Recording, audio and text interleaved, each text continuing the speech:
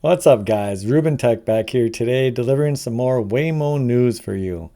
Now, it was just recently announced by Waymo that they introduced something called EMMA, end-to-end multimodal for autonomous driving.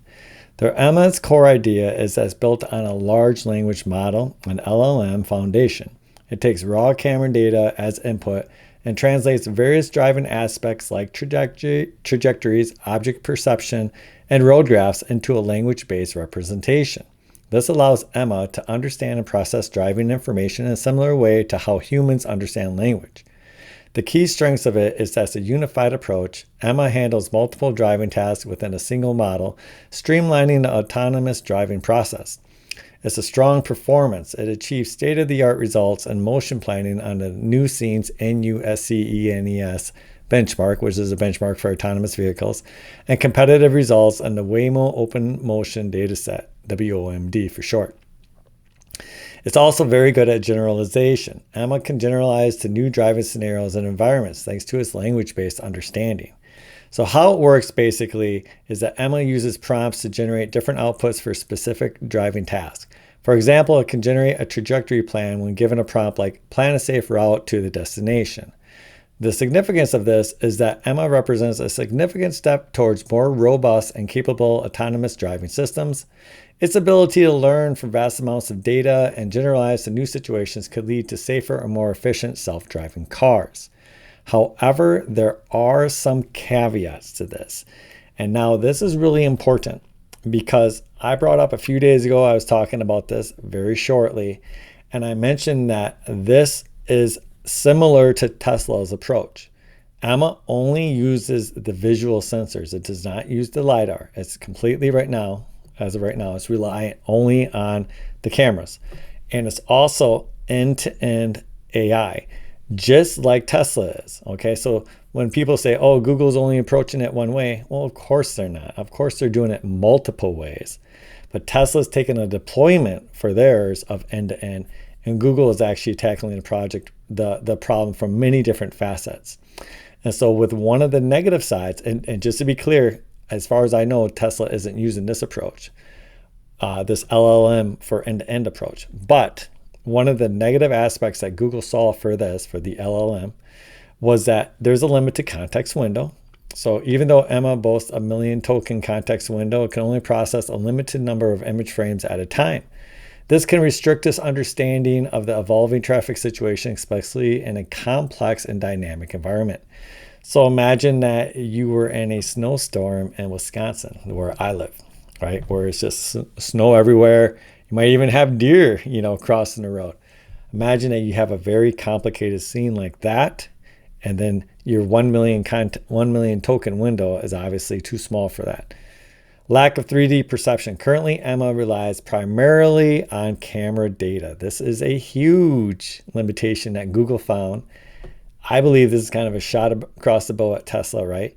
It doesn't incorporate information from other sensors like LiDAR or radar, which provide crucial depth and velocity information for accurate 3D perceptions.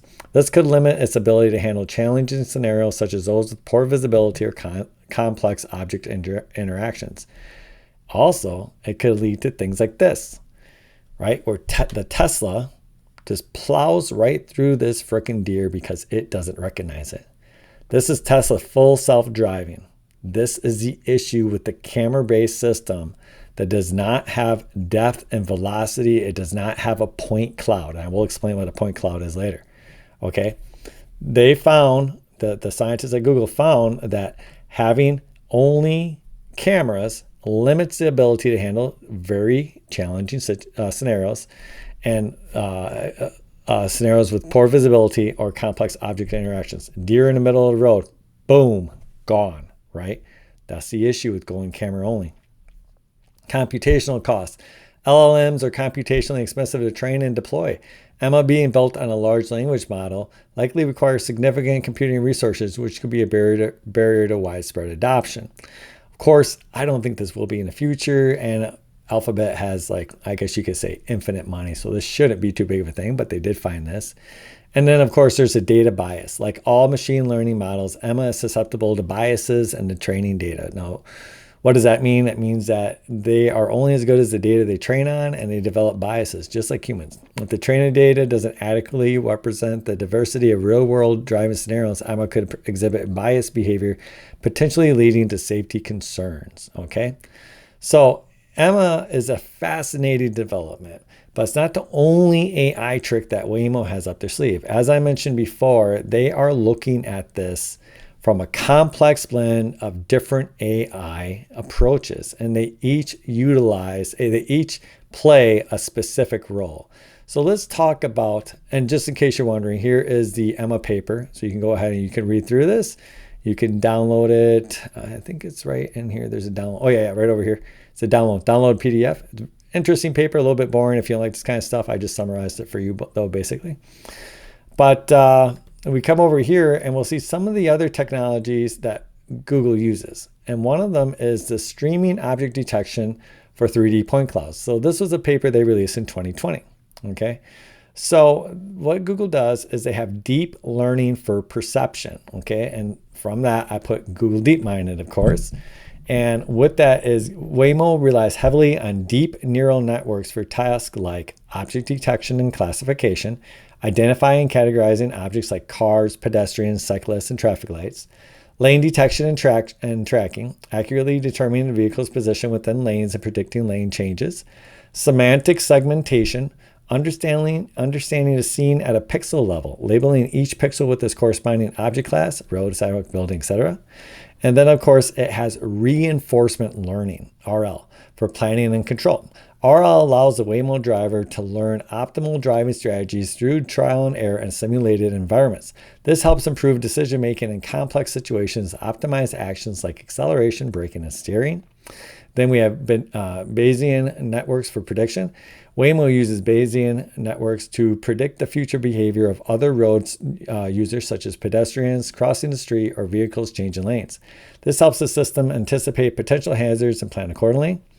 It has rules-based system for safety. So this would be the core basic level. While Waymo leverages learning-based approaches extensively, they also incorporate rule-based systems to ensure safety. This is what distinguishes Waymo essentially from Tesla, though I know, of course, every AI system has some rules at the base. But right here, Waymo is saying we have clearly defined clear rules and constraints on the vehicle's behavior, acting as safeguard in critical situations. And of course, one of the biggest limitations you hear of is that they are heavily map-based right now, meaning that they're constrained to a certain mapping because they really want to cover what they know. They're taking an extremely safe approach. So essentially, Waymo is adopting a hybrid approach and combining the strengths of different AI technologies, such as LLMs like Emma, which offer exciting possibilities for high-level reasoning and generalization, and other things from DeepMind, such as neural networks and I can never say that word, Bayesian networks. So one other thing we want to point out here is that the LiDAR is a core component of Waymo's self-driving system. It acts as the eyes of the Waymo driver and creating a detailed 3D map of his surrounding. And here is how it works. Okay, so this comes back to this right here. The laser beams emit pulse laser beams in all directions. The LiDAR emits pulse laser beams in all directions. These beams bounce off objects in the environment and return to the sensor. They measure the time of flight. The LiDAR sensor precisely measures the time it takes for each laser beam to return back. It calculates the distance by knowing the speed of light and the time of flight. The system can calculate the distance to each object, so it's just like radar, except for instead of using sonar or radar, use something else. These use lasers. And then from this, it creates a point cloud, like a bat would use sonar to create an image in its mind. LiDAR uses the lasers to create a point cloud. These distance measurements are combined to create a point cloud, a 3D representation of the environment with millions of data points. This point cloud provides precise information about the shape, size, and location of objects. Okay, so I want to come back to this again. You see Bambi right here getting slaughtered? Okay, this is why you have LiDAR. LiDAR would provide you with a point cloud. It would give you the precise information about the shape of Bambi, the size of Bambi, and the location of Bambi. And so you wouldn't have to recognize with your cameras what Bambi is and slow down. You would say, hey, if there's any object that looks like it's this size in the middle of the road, child size, for God's sake, this is literally the size of a child, in the middle of the road, stop, take emergency behavior. The cameras didn't know that. Waymo's LiDAR advantages. Long range. Waymo's custom designed LiDAR boasts an impressive range, able to detect objects up to 300 meters away, capturing fine details of the environment. This allows the Waymo driver to perceive and react to situations well in advance. They have high resolution. The LiDAR system provides high resolution point clouds capturing fine details of the environment. This is crucial for accurately identifying and classing objects, even at a distance, and robustness in various conditions. So the best thing about LiDAR is it doesn't matter what your lighting is, if it's nighttime, if it's daytime, or if you have fog or rain, right? Unlike cameras, it doesn't rely on visible light. And so it's less affected. It doesn't mean it's not affected at all, right? Obviously, snow and some things like that are going to affect it, and rain will a little bit too. But it's less affected by adverse weather than cameras are, okay? How LiDAR works with other sensors. So the best thing about LiDAR is that Waymo takes this and then it integrates it into its overall approach to autonomous driving. So Waymo's LiDAR data is fused with information from other sensors like cameras and radar. The sensor fusion approach provides a more comprehensive and reliable understanding of the environment. For instance, cameras provide rich visual detail and color information, which complement the 3D data from LiDAR. And the LiDAR is excellent at measuring the velocity of objects, which aids in predicting their future movements. Combining the strengths of these different sensors, Waymo creates a robust perception system that can handle a wide range of driving scenarios. So right there, hopefully you learned something with me. I went through this and I thought I wanted to cover this because I think that introducing LLMs is an extremely important development in autonomous driving for Waymo. But to me, it also, the most important thing is how they highlighted that in this end-to-end approach with just a visual system, it has big limitations. Now, I don't think when they wrote that paper that they were purposely thinking, oh, this, we want to take a shot at Tesla. But that's really what it ends up being, okay? They found out by not having the information from the LiDAR, right? They put this end-to-end approach off of the LLM AI at a distinct disadvantage, okay? And it should really be obvious, right? I hate to have this video running. This is kind of a disgusting video, right? But this is the issue with object detection using cameras if it doesn't recognize what it is.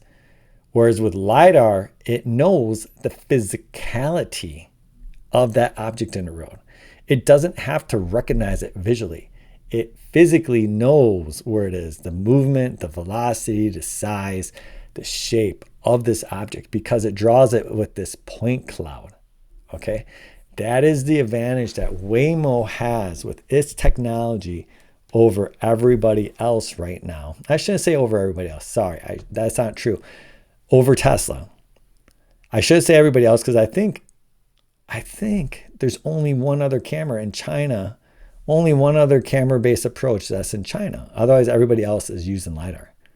So, okay, that's all I got for you today. Hopefully you found this interesting. Now, I don't ask this often, but if you made it this far, please hit the like and subscribe button down below. I'm actually gaining some traction with these videos. I really want to provide good information for you guys, but I need you to subscribe, okay? So if you can do that, just take a second, hit subscribe. I really appreciate that. Have a great day.